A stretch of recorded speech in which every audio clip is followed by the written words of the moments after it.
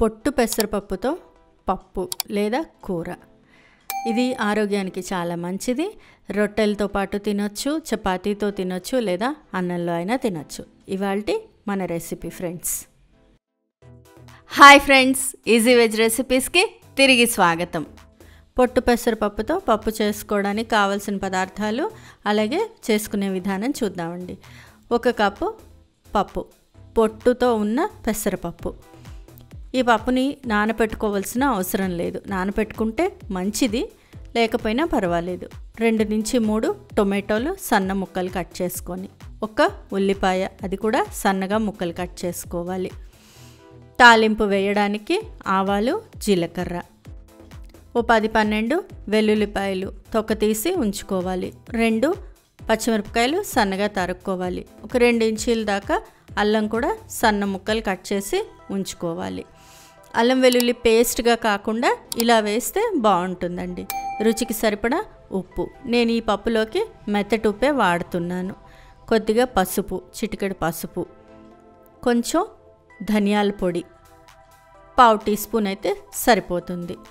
1/2 tea spoon garam masala, కారం 1 tea spoon దాకా కారం తీసుకుంటే సరిపోతుంది. కొద్దిగా నూనె, ఈ తాలింపు వేసుకోవడానికి నూనె. ముందరగా పప్పు బాగా కడిగేసి ప్రెషర్ కుక్కర్లో వేసి 3 విజిల్స్ వచ్చేదాకా ఉడికించుకోవాలి.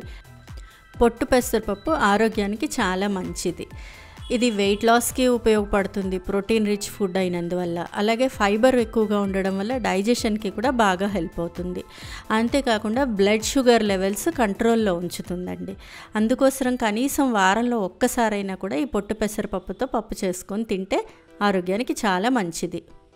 ఇలా ఉడికిపోయిన పప్పుని ఒకసారి గరిటెతో శుభ్రంగా కలిపేసి ఎనిపి పక్కన పెట్టేసుకోండి.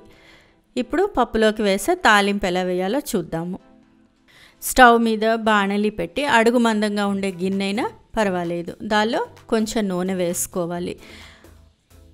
నూనె వేడెక్కిన తర్వాత ఆవాలు, జీలకర్ర, తాలింపు గింజలు వేసేసి ఆవాలు జీలకర్ర చిటపట్లు ఆడుతున్నప్పుడు ముందరగా అల్లం ముక్కలు, పచ్చిమిరపకాయలు, అలాగే వెల్లుల్లిపాయలు, ఇవి కూడా సన్న ముక్కలు చేసి వేసుకోవచ్చు. నేను చిన్నవిగా ఉన్నాయి కాబట్టి అలాగే వేసేసాను. ఇవి వేయించుకోవాలి. ఇవి కొద్దిగా వేగిన తర్వాత ఉల్లిపాయలు, సన్నగా తరుక్కున్న ఉల్లిపాయలు వేసి వేయించుకోవాలి.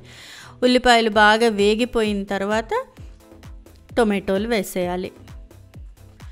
టొమాటోలు కూడా సన్నగా ముక్కలు తరుక్కోవాలి. సన్న ముక్కలు తరుక్కుంటే తొందరగా వేగుతాయి, బాగుంటాయి కూడాను. టొమాటోలు వేసేసి బాగా వాడ్చేసేయాలి.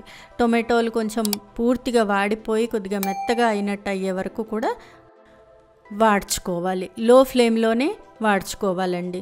ఇలా పూర్తిగా వాడిపోయిన తర్వాత కొద్దిగా పసుపు, రుచికి సరిపడా ఉప్పు వేసేసి బాగా వాడ్చేసుకోవాలి. ఉప్పు, పసుపు ఉల్లిపాయ టొమాటోలకి పట్టుకునేటట్టుగా బాగా కలుపుకోవాలి. ఇలా బాగా కలిపిన తర్వాత కొంచెం నీళ్లు, కొద్దిగా నీళ్లు పోస్తే చాలు. టొమాటోల్లో నుంచి నీరు వచ్చేస్తుంది కాబట్టి ఎక్కువ నీరు అవసరం ఉండదు. కొంచెం నీరు పోసి మళ్ళీ ఒకసారి కలిపి మూత పెట్టి పూర్తిగా దగ్గర అయ్యేదాకా వాడ్చుకోవాలి. ఉల్లిపాయలు పచ్చివాసన పోవాలి, అలాగే వెల్లుల్లిపాయలు కూడా ఉడికిపోవాలి. ఇలా పూర్తిగా ఉడికిన తర్వాత దీన్ని తీసి పక్కన పెట్టేసుకోవాలి. కాసేపు పక్కన ఉంచేసుకోవాలి. చల్లార్చాల్సిన అవసరం లేదు, కాకపోతే వేరే మూకుడు చేయడం ఇష్టం లేక గిన్నెలోకి తీసి పక్కన పెట్టుకుంటున్నాను. లేదా వేరే మూకుడు చేయొచ్చు అనుకుంటే చేసుకోవచ్చు. అందులో మళ్ళీ కొంచెం నూనె వేసేసి నూనె వేడెక్కిన తర్వాత గరం మసాలా, ధనియాల పొడి, కారము, ఈ 3 వేసేసి ఒకసారి కలిపేసేయండి. నూనెలో వేయించినవైతే మంచి వాసన వచ్చి బాగుంటాయి. దీనిలో కొద్దిగా నీళ్లు, ఎక్కువసేపు నూనెలో అలాగే కారం అవి వదిలేస్తే మాడిపోయినట్టు అయిపోతాయి. అలా అయిపోకుండా ఉండడం కోసంగా కొంచెం నీళ్లు వేసేస్తాం. నీళ్లు వేసిన తర్వాత పప్పు ఉడికించి పక్కన పెట్టుకున్నాం కదా, పొట్టు పెసరపప్పు, ఆ పప్పు వేసేసి కారంలో కలిపేసేయాలి. ఇంకొంచెం లూజ్గా కావాలి అనుకుంటే కొద్దిగా నీళ్లు వేసుకోవచ్చు. ఇది కొంచెం ఉడుకుతున్నప్పుడు ముందర వాడ్చి పెట్టుకున్నాం కదా ఉల్లిపాయలవి, అవి కూడా వేసేసి కలిపేసుకోవాలి. ఈ పప్పు ఇలా బాగా ఉడుకుతున్నప్పుడు కొంచెం నీళ్లు వేసి ఉడికించుకోవాలండి. ఉడుకుతున్నప్పుడు కారం అంతా కూడా ఇలా పైకి తేలింది, ఇంత దాకా ఉడికించి అప్పుడు ముందరగా వాడ్చి పెట్టుకున్న ఉల్లిపాయ టొమాటో వేసి కలిపేసుకోండి. ఇలా అక్కర్లేదు డైరెక్ట్గా చేసుకుంటామంటే అలా కూడా చేసుకోవచ్చు. నాకు ఇలా చేస్తే బాగుంది అనిపించింది టేస్ట్, అందుకని ఇలా చేశాను.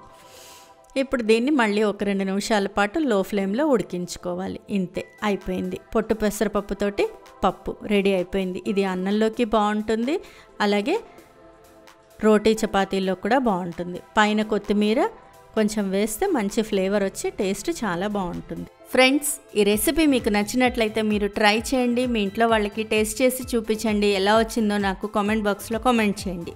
ఫ్రెండ్స్, ఈ వీడియో మీకు నచ్చినట్లయితే ప్లీజ్ లైక్ చేయండి, షేర్ చేయండి. ఛానల్ సబ్స్క్రైబ్ చేసుకొని వాళ్ళు ఛానల్ సబ్స్క్రైబ్ చేసుకోండి. ఆ బెల్ ఐకాన్ క్లిక్ చేయడం మాత్రం మర్చిపోకండి. మరో మంచి రెసిపీతో మళ్ళీ మీ ముందుంటాను. అంతవరకు సెలవు మరి, బాయ్.